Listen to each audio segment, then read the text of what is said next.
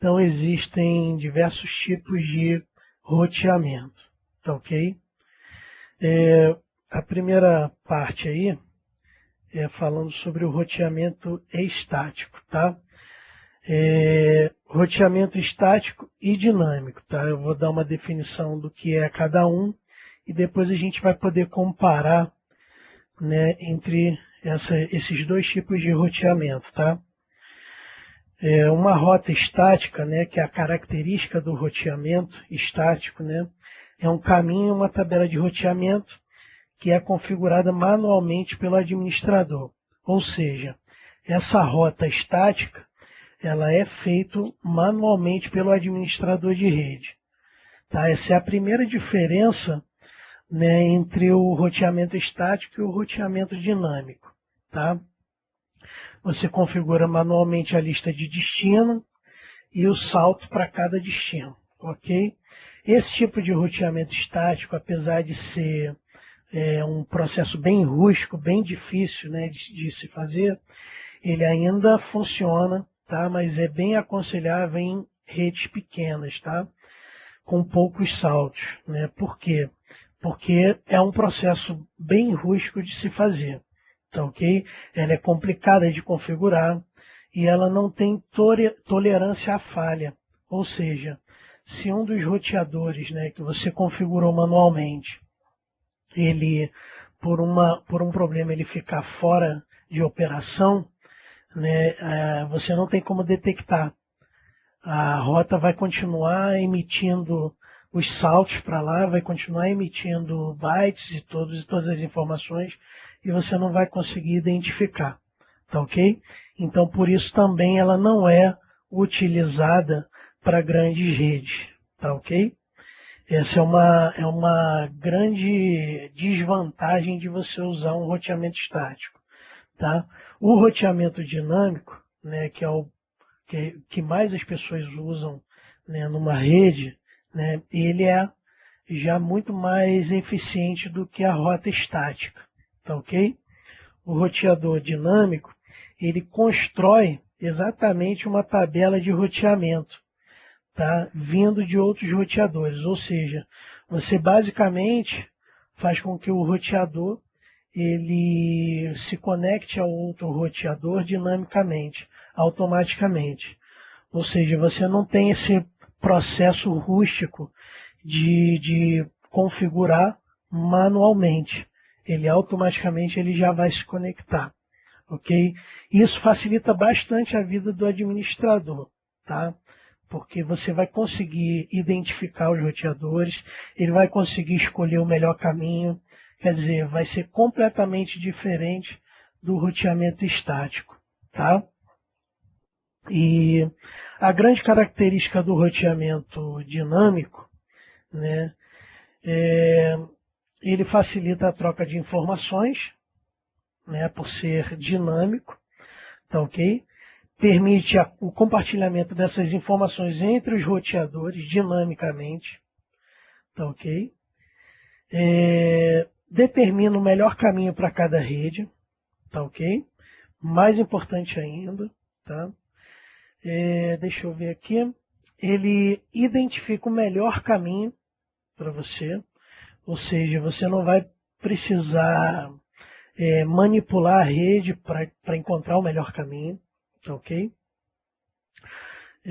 Requerem uma sobrecarga administrativa menor, tá?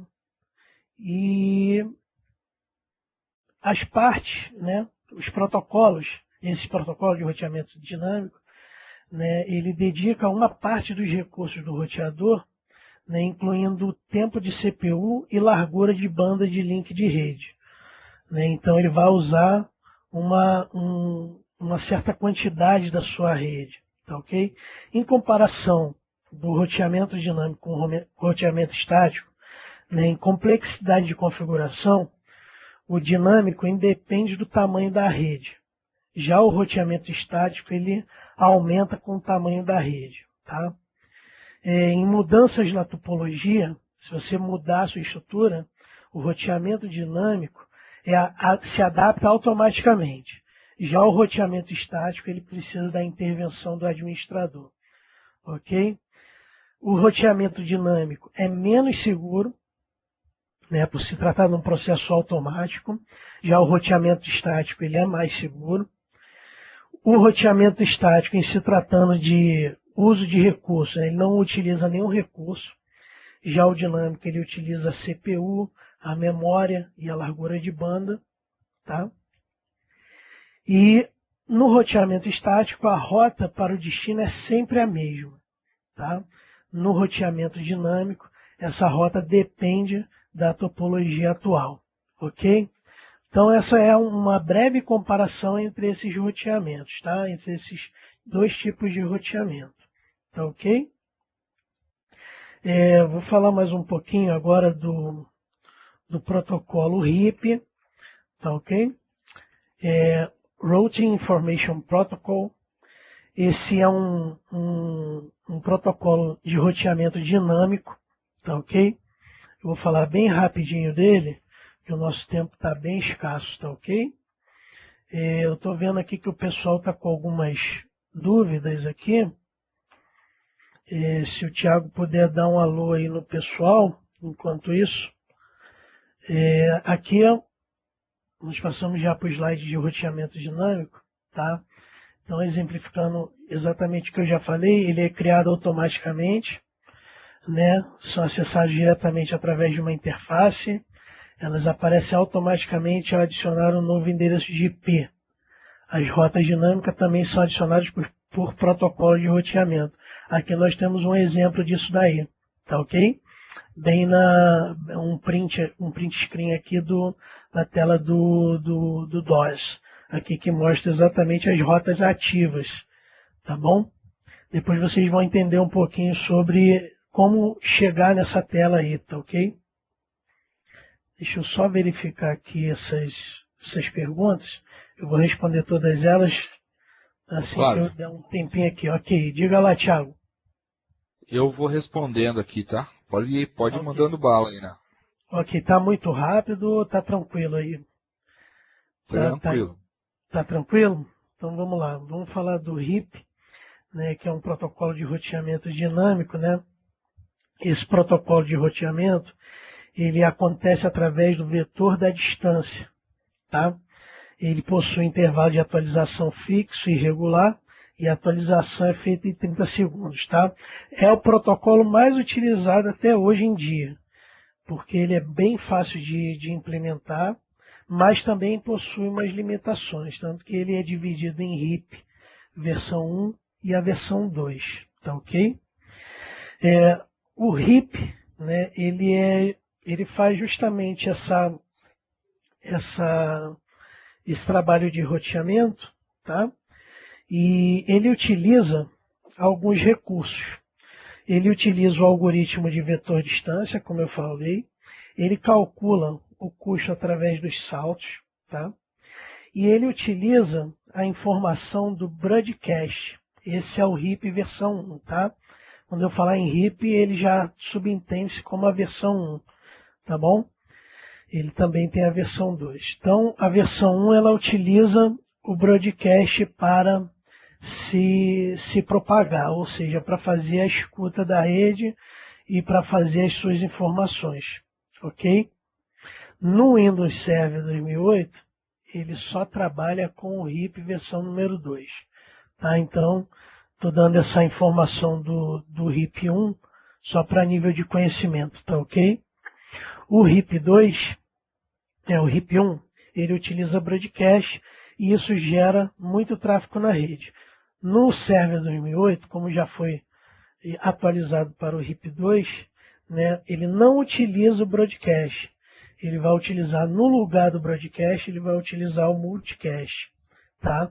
No RIP 1, ele não tem a informação da máscara de subrede, o que dificulta bastante essa comunicação. Vai gerar muito tráfego de rede. Já no RIP 2, ele já permite a informação da máscara de rede. Ou seja, você no Windows Server 2008, você já tem esse recurso já atualizado. É importante por quê? Porque alguns roteadores antigos não trabalham com a versão RIP 2, mas o RIP 2 dentro do server também interpreta o RIP por si só, tá ok?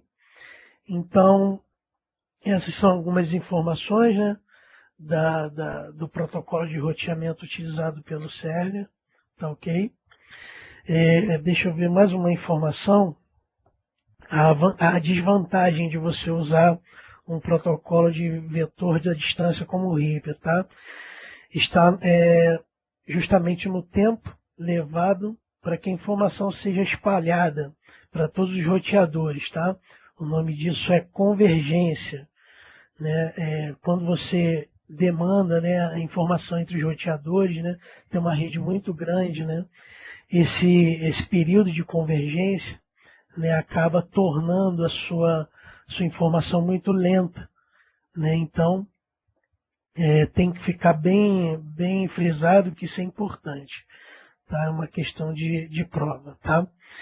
E numa rede grande, né, o período de convergência ele pode ser bem longo, né? E durante esse tempo os quadros de dados, né, tem chance de saírem das rotas, né, e se perderem devido a um problema que o RIP tem de contagem ao infinito, ou seja, ele vai ficar naquele looping, né, até encontrar o destino. Então isso é uma desvantagem do RIP, tá ok?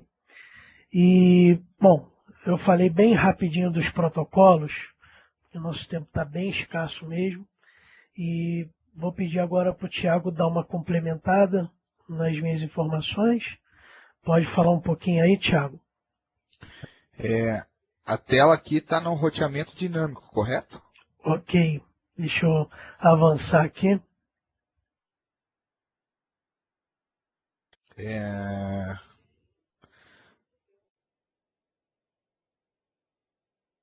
Eu acabei falando e não avançando aqui os meus PPTs aqui. Certo.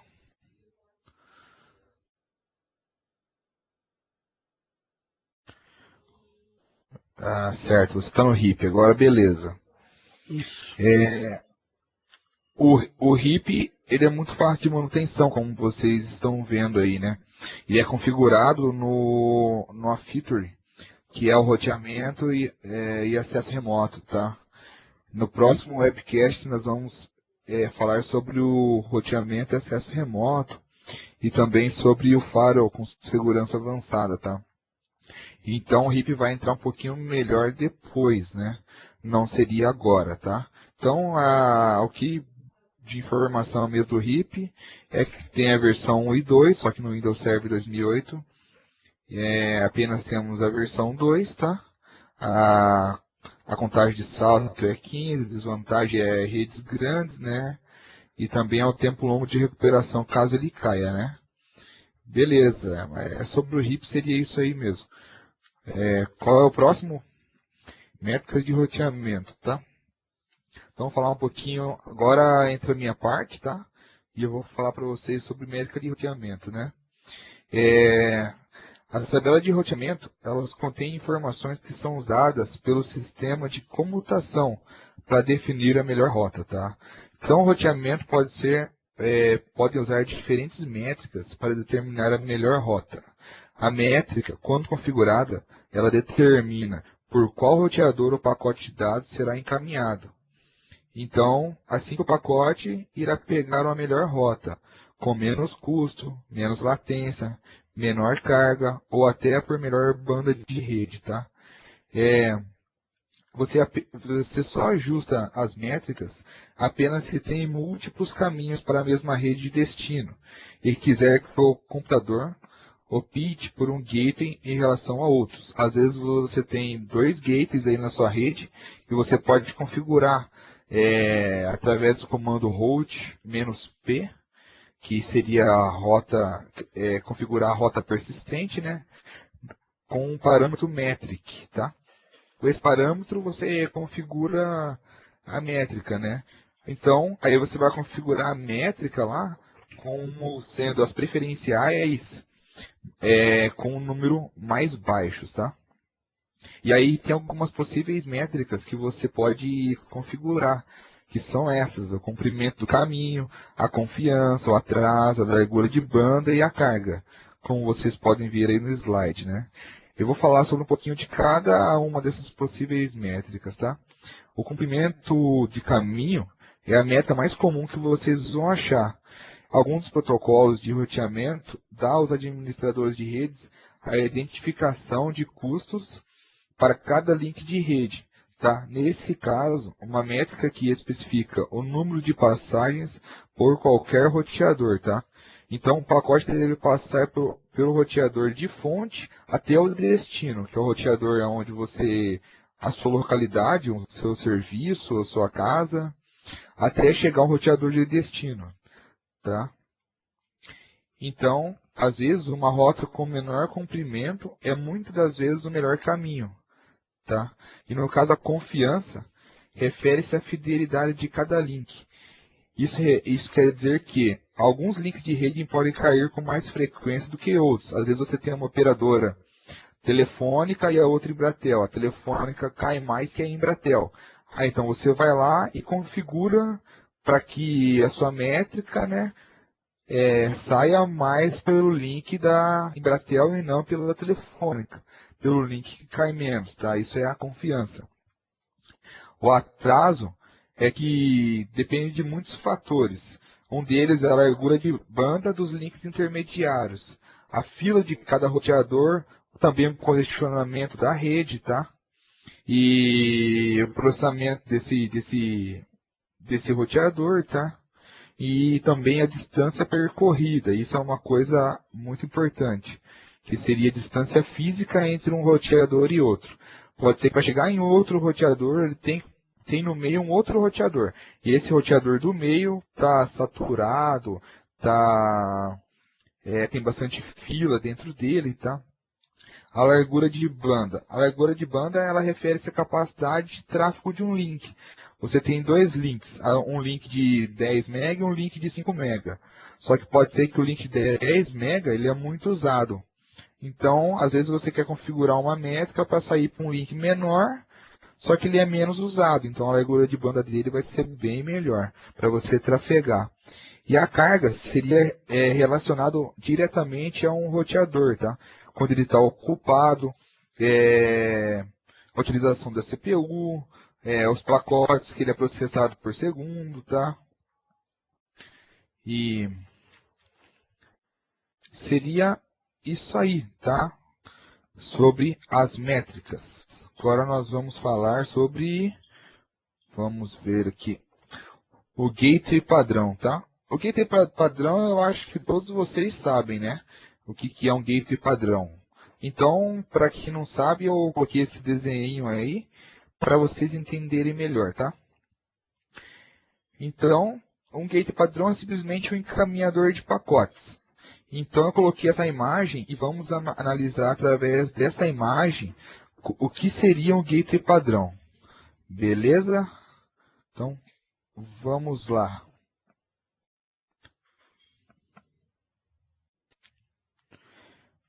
Na figura nós temos dois computadores, tá? Que estão interligados a um switch, tá? Vou pegar uma canetinha aqui.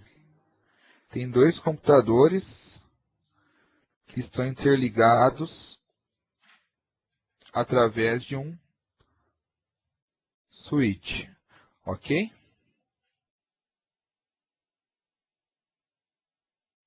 O switch está ligado aonde? No roteador, tá? Esse cara aqui.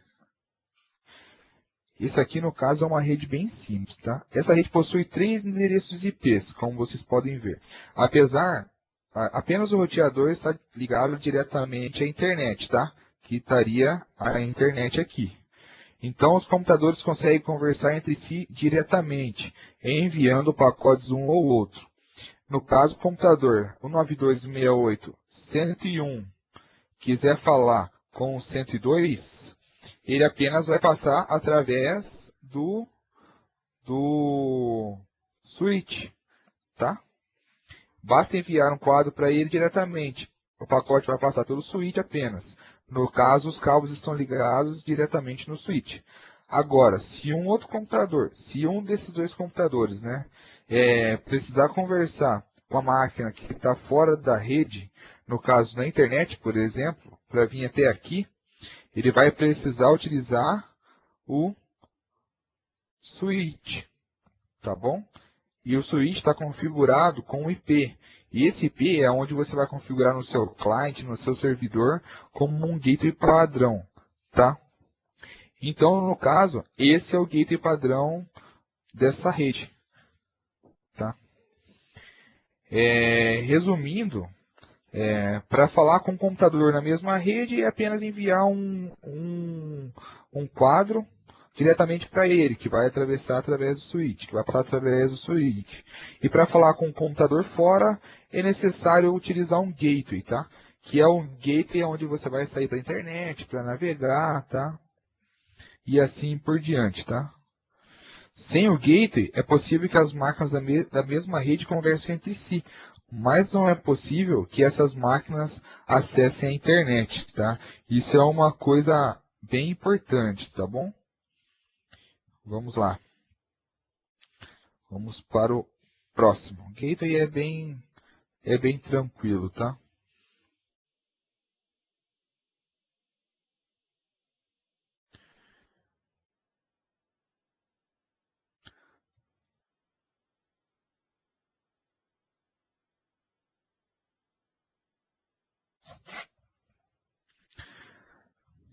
Vou voltar aqui para dar uma outra informação, tá?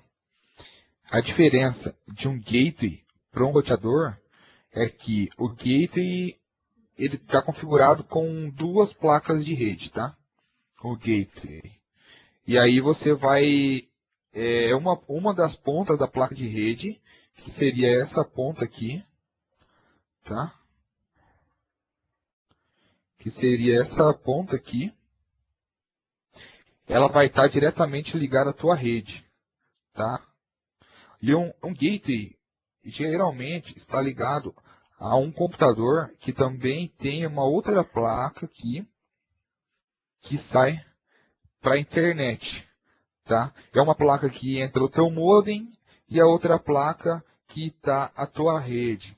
O roteador faz o roteamento da sua rede interna, no caso 92.168.0.1, para a sua rede externa. Ele sabe qual é o caminho, ele sabe chegar, tá? E o gateway apenas faz com que você chegue ao roteador, ou ele mesmo pode ser um roteador, tá bom? Agora vamos passar para o roteamento de descagem por demanda. Pessoal, esse roteamento de descagem por demanda, ele não cai na prova, é muito difícil cair na prova, tá? E ele é fácil de entender, sim, explicando, tá? Só que ele é bem complicado para configurar, tá? Porque depende de operadora, depende de roteador, depende de suas configurações, tá? Então eu vou falar um pouco sobre ele, um pouquinho demorado sobre ele, tá? Para vocês entenderem melhor, tá? Roteamento de descagem por demanda, o Windows Server 2008 utiliza ele através da feature, que é o roteamento e acesso remoto, tá? Que também inclui suporte para o roteamento de descagem por demanda, tá? Ele usa uma interface de descagem por demanda. O roteador pode iniciar uma conexão com o site remoto. Quando o pacote a ser roteado é recebido pelo roteador, tá? Você tem um pacote aqui que você quer que chegue até aqui, só que aqui no meio tem esse e esse cara que são modems configurados pela operadora, tá? Que utiliza a rede dial-up, tá? No meio aqui, ó, você tem um roteador que está configurado o RHAS, roteamento e acesso remoto, tá? No caso, como mesmo nome diz, né, que a conexão se faz através de descagem por demanda, tá? ela se torna ativa apenas quando os dados são enviados para o site remoto.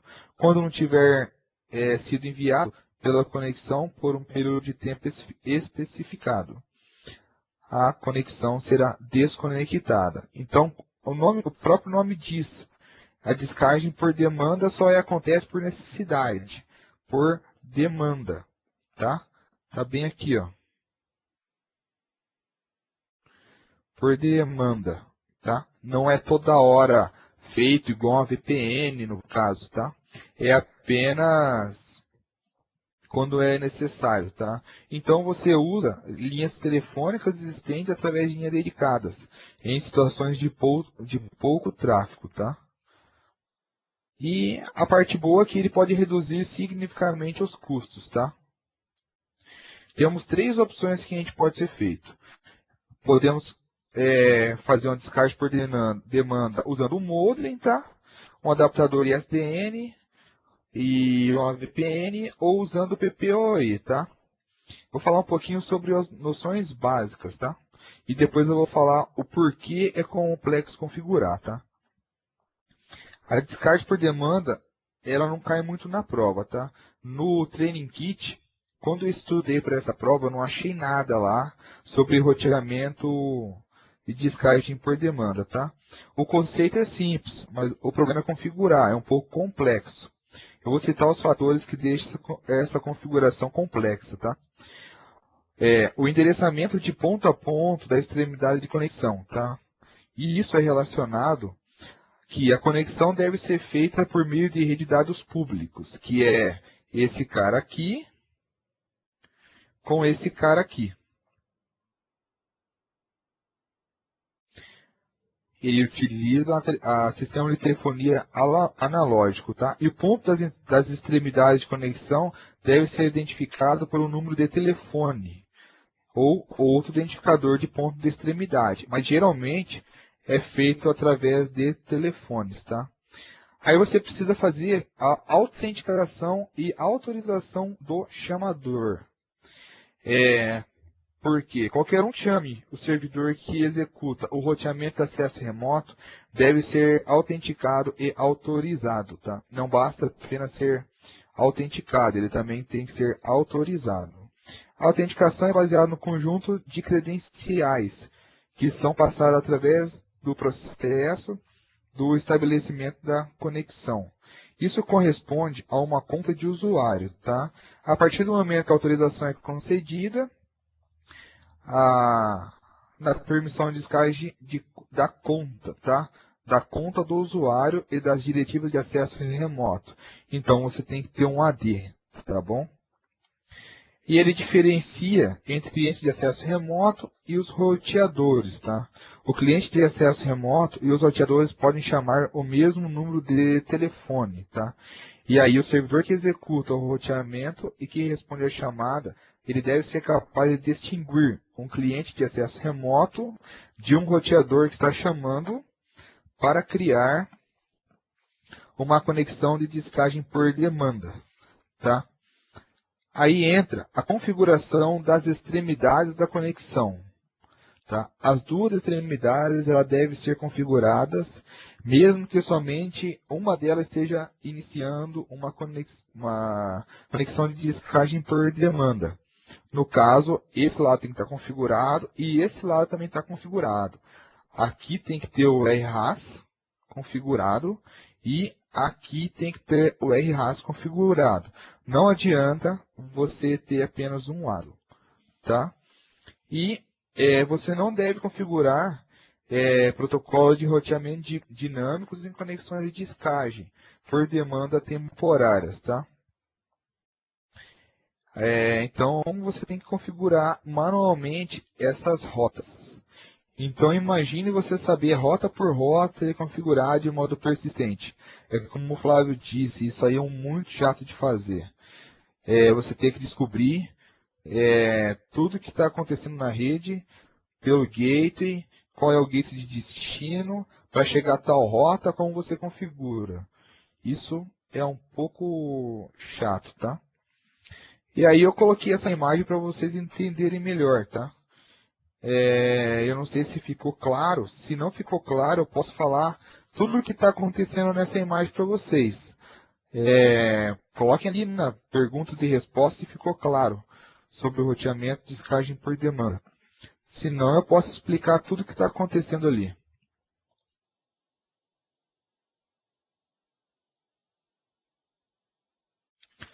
Deixa eu ver aqui, chegou. O Lucas disse que ficou claro, o Renato disse que ficou claro. E o Williams, beleza, seguir para frente. Beleza, pessoal. Então vamos lá para o próximo. O próximo seria o proxy IGMP. Essa é outra coisa que não cai muito na prova, é outra coisa que não é muito usado, tá?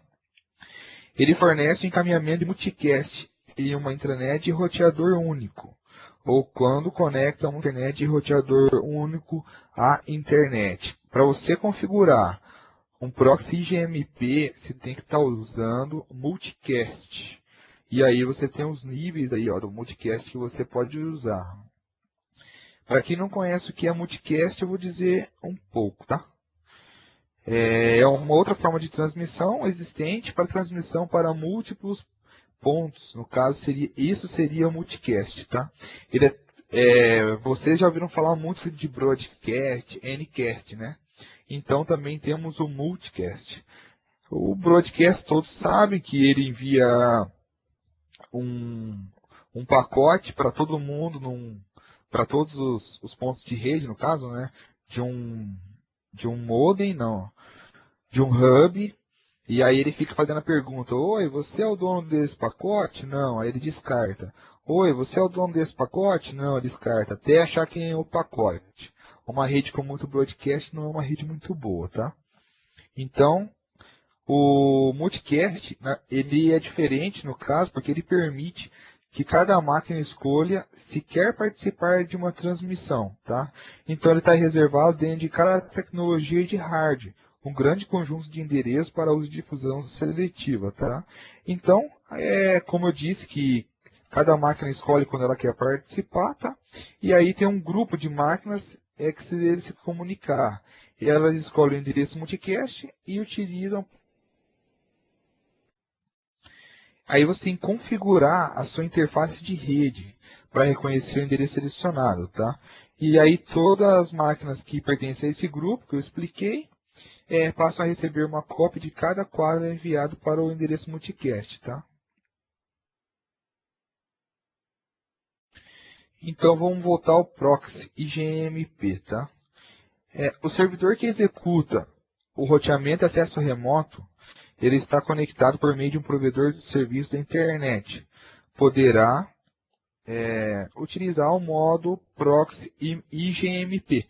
O proxy IGMP ele é habilitado no roteamento e acesso remoto, que é uma feature do Windows Server 2008, tá? Ele usa esse modo para enviar e receber tráfego de multicast para a internet e a partir dela, tá?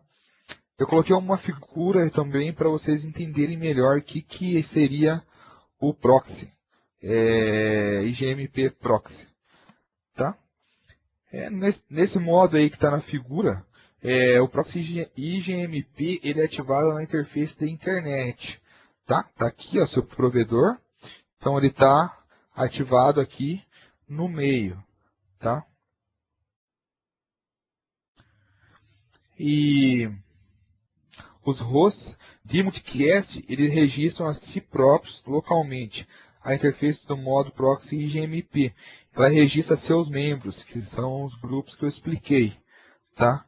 E no roteador que tem recurso de multicast, que está no provedor de serviço de internet, tá? Que esse cara aqui, ó, ele é o provedor de serviço da internet, tá aqui, ó, ISP, ok?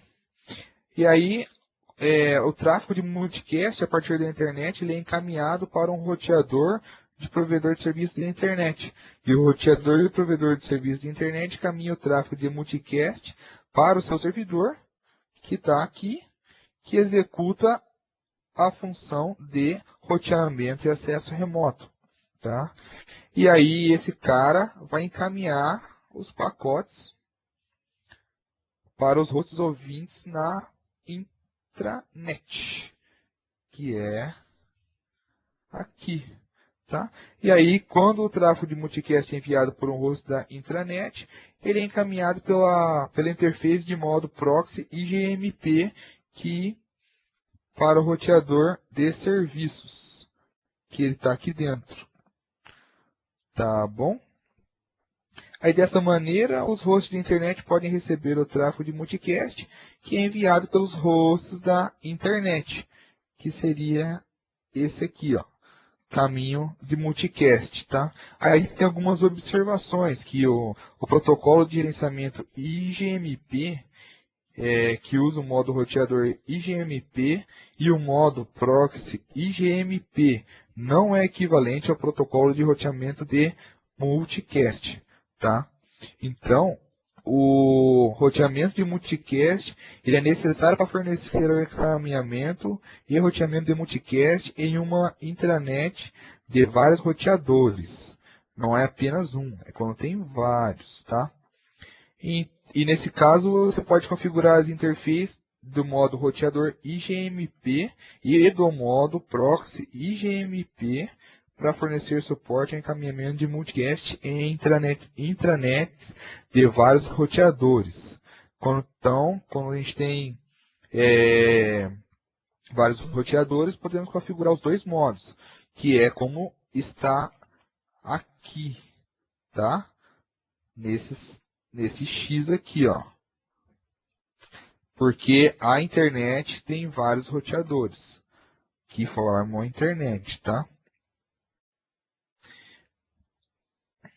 E para explicar um pouquinho como a gente habilita, né, o modo de roteador e do proxy GMP, você vai até o roteamento acesso remoto, verifica se a ativação do IGMP está marcada, tá? Ou não. Se não tiver, você vai clicar ali no modo proxy IGMP e beleza. E lembrando que você só pode habilitar o proxy IGMP em uma única interface. Tá? O roteamento e acesso remoto ele não é muito complicado, ele é bem tranquilo. Ele trabalha com duas ou mais placas de rede. E uma das placas de rede ligada à internet, ou ligadas a dois provedores de internet, e a outra ligada à sua rede interna. Tá? Então, tem algumas coisinhas que a gente vai configurar no próximo webcast com roteamento e acesso remoto. E aqui eu coloquei alguns comandos úteis, tá? Que é mais baseado a esse cara aqui. O route. Aí, quando você coloca ali uma interrogação, você vai ter diversas informações sobre ele. E aí, tá aqui, ó. Comando route, "-f", ele limpa as entradas de gateway, tabela de roteamento. O "-p", quando ele é usado com ADD, ele cria uma rota persistente, tá? Que a rota persistente, deixa eu ver se tem no outro slide aqui.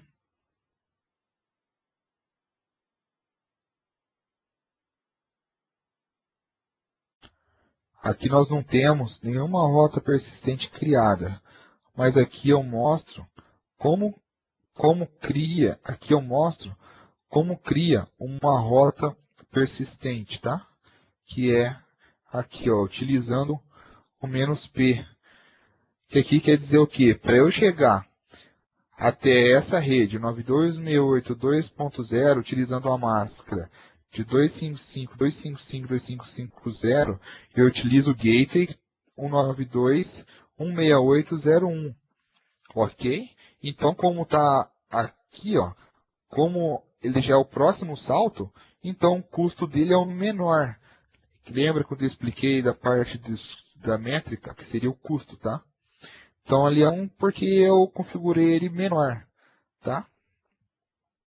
Vamos voltar lá. Aqui, ó, é uma Aqui é uma tabela de roteamento, tá? Aqui tem alguns significados que eu posso estar explicando para vocês também, tá? Eu acho que ainda a gente tem um pouquinho de tempo, porque nós começamos atrasados.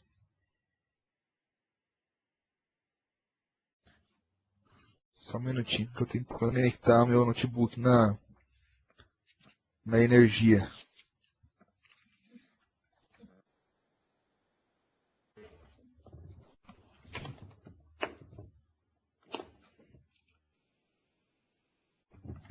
Só um minuto, pessoal. Quando é ao vivo, tem alguns imprevistos.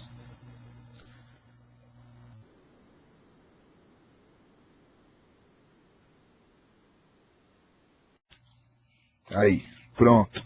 Vamos lá. Tem dois comandinhos úteis também que eu vou escrever aqui para vocês, que é o pathping e o 3RT, ou para quem conhece, tracert, tá? Vou escrever aqui, ó, pathping. Ele é um ping bem detalhado, tá? Opa, não ficou ali.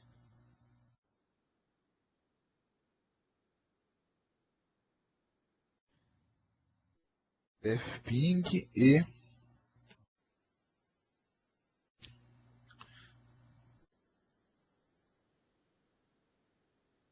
tracert, tá?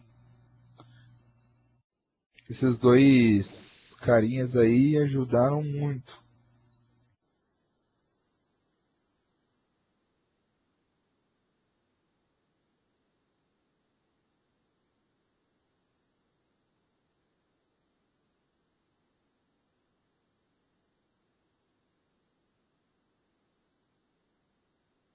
Eu vou explicar para vocês um pouquinho da tabela de roteamento, tá?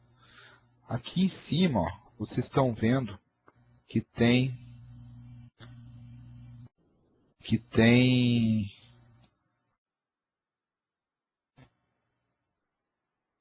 tudo zero ali. Vou marcar aqui que tem tudo zero ali, tá? Isso quer dizer que as rotas com máscara de rede zero mostram o gate padrão, tá? A seção de rotas persistente, ela exibe as rotas estáticas, no caso, tá? Quando a gente tem esse cara aqui, ó, 255, que é uma classe, ele identifica uma interface e, no caso, elas podem ser ignoradas.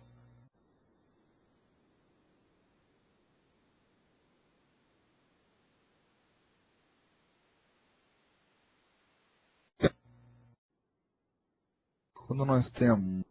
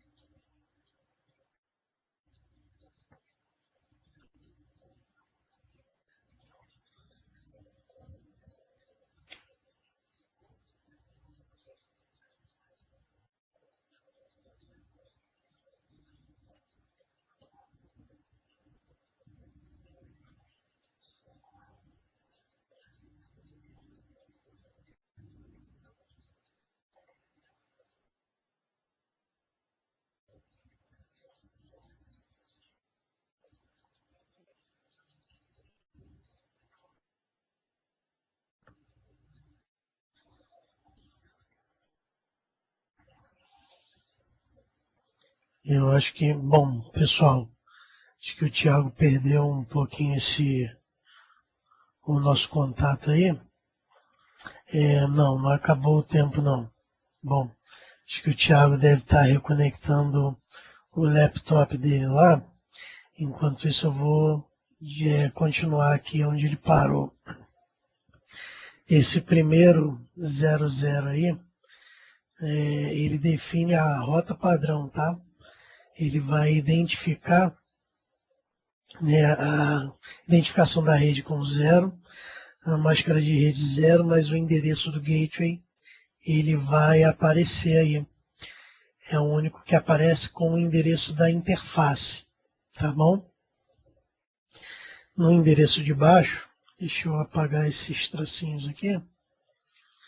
Se a gente definir bem a gente definindo bem aqui essa tabela de roteamento, nesse primeiro aqui, nós estamos vendo que o endereço está zerado e a máscara somente para identificação do gateway, tá? No segundo endereço, onde aparece esse endereço de loopback, que é o 127.0.0.1, ele está identificando também o host local, tá ok? Bem aqui embaixo, 127.0.0.1, tá? Logo após esse endereço aqui, a gente tem a máscara, onde você está visualizando exatamente o endereço de toda a rede, né? Como ele falou que pode ser descartado, é uma informação repetida, onde ela já consta exatamente aqui nesse endereço, tá? Em outras, deixa eu ver se eu consigo marcar aqui para vocês.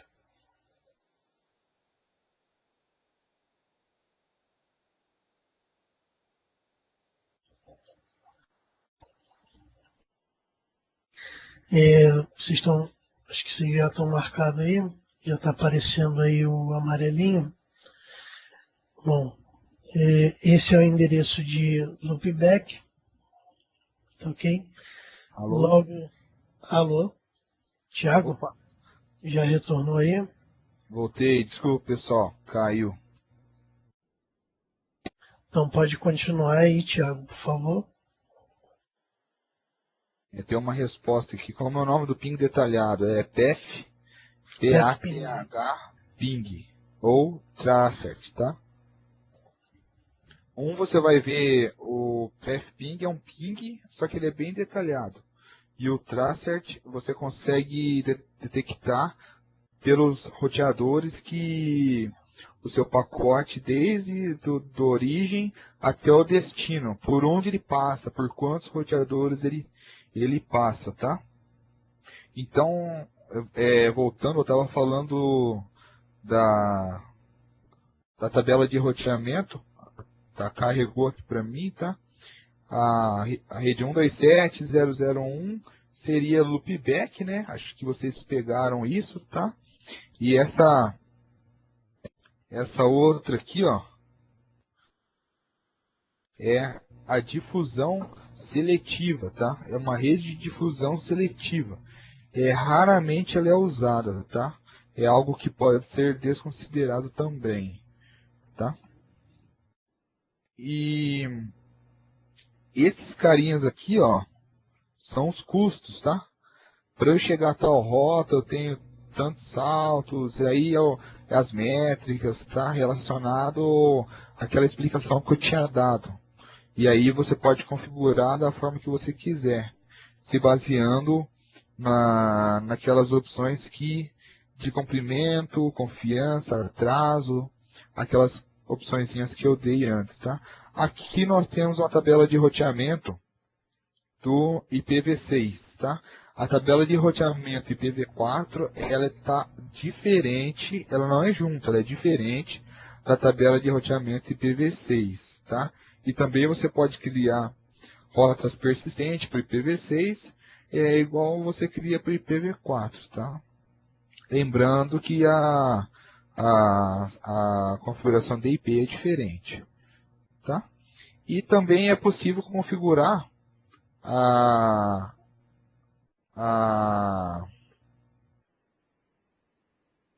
configuração de tabela de roteamento ou adicionar uma rota também através do roteamento e acesso remoto, tá?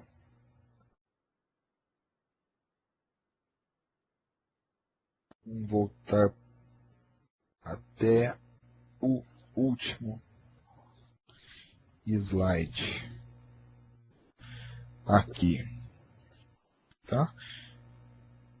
O route print, ele vai imprimir a rota, tá? Que é aquela impressão onde eu estava mostrando ali, aquela figura com todas as rotas, para eu pegar aquela rota completa, aquela tabela de roteamento completo, eu dei um route print, tá? Route add, eu adiciono a rota, route delete e o número de IP eu deleto a rota, route change que eu modifico, né?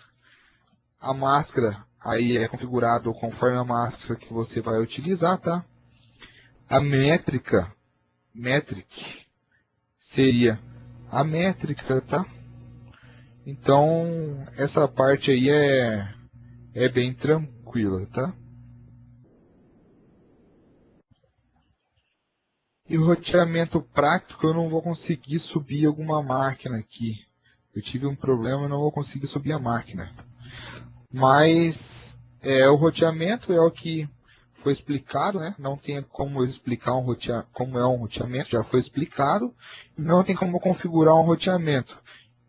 Para configurar o roteamento seria esses comandos que foram explicados nesse slide anterior, que eu posso mostrar ali também como eu configurei, tá? Uma rota. No caso seria um roteamento. Estaria aqui, ó, route dd -p até onde eu quero chegar, a máscara que eu usei e aqui é o meu gate, aonde eu saí, tá? Para adicionar a rota também é aqui, tá? Quando você tem uma tabela, quando você tem o RIP versão 2 configurado, a função dele é detectar todos os próximos saltos e ele mesmo mantém uma tabela de roteamento, certo? Vamos voltar lá no último slide para a gente terminar.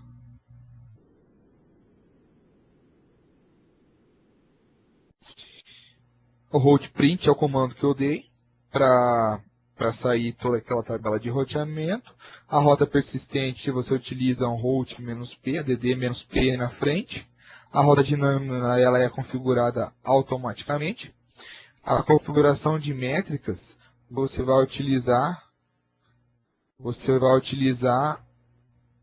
esse cara aqui, ó, metric, e vai colocar o número que você quer. Lembrando que o menor número seria um custo mais rápido ou para onde ele vai sair, no caso um gateway, tá? Estou me confundindo um pouco aqui com os controles. E o gateway é o que nós explicamos, tá? Que é o cara que vai fazer você sair para a internet. Ou que vai conectar num roteador, que lá é um gateway também, e que sai para a internet. Pessoal, hoje foi um pouquinho rápido, porque nós tivemos um problema com o código de acesso da CEA, né, Comunidade em Ação, e então foi um pouquinho rápido. Aqui está os nossos contatos, tá? Para conhecer o nosso grupo, fiquem à vontade para se cadastrar. Em breve nós iremos fazer um outro webcast, tá? Para ajudar vocês mais ainda. E aí vai ser focado ou em firewall ou em roteamento, em roteamento e acesso remoto, que também entra toda essa parte que eu disse aqui. Aí só que a gente vai tentar fazer a maioria prático, para vocês entenderem um pouco melhor. Tá? Espero que vocês tenham gostado do nosso webcast hoje. fizemos o webcast em 1 hora, tá? Flávio, Perfeitamente, perfeito. Muito obrigado aí mais uma vez, Tiago, pela dedicação aí, foi perfeita. E o pessoal que compareceu aí está de parabéns. Espero que vocês continuem aí conosco, né, aprendendo um pouco mais, e quem puder também dividir seus conhecimentos, é só nos procurar e nós vamos fazer lá o cadastro para vocês darem a palestra também. Tá ok? Então os contatos estão aí. Obrigado mais uma vez. Quem quiser, é só procurar lá no blog do Guiroto, lá do Thiago Guiroto, que é guiroto.wordpress.com, tá? Lá você vai ter milhares de dicas lá, né? Uma série de informações importantes para não só para a prova do Windows Server 2008, para essa prova que a gente está tratando, mas também outras dicas de Active Directory, de redundância, DNS, de um monte de informações, tá? Então convido o pessoal a acessar lá também o Facebook, também está lá, barra WS Grupo, lá também vai ter o contato do pessoal. E quem tiver interessado em divulgar também, né, o Eduardo Sena também está divulgando, vai começar a fazer um webcast voltado para o Active Directory, que é para a prova 640, então vocês também podem ficar à vontade para procurá-lo. Ele também está lá como gerente do grupo WSG, tá bom? E obrigado pela participação, obrigado, Thiago, e até a próxima. Pessoal, se tem perguntas? Isso, tem lá as perguntas. Podem colocar lá que nós temos 5 minutos para responder as perguntas de vocês. Infelizmente, hoje nós não teremos brinde para fazer sorteio, pessoal.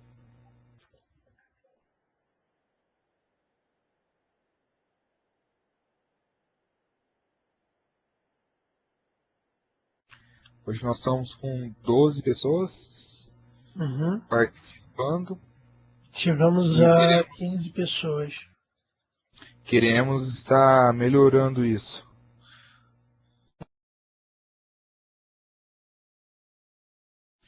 Beleza, pessoal. Não teve nenhuma pergunta até agora. Então, ficamos por aqui. Obrigado a todos. E até o próximo. Até o próximo. Um abraço para todos. Um abraço. Tchau, tchau.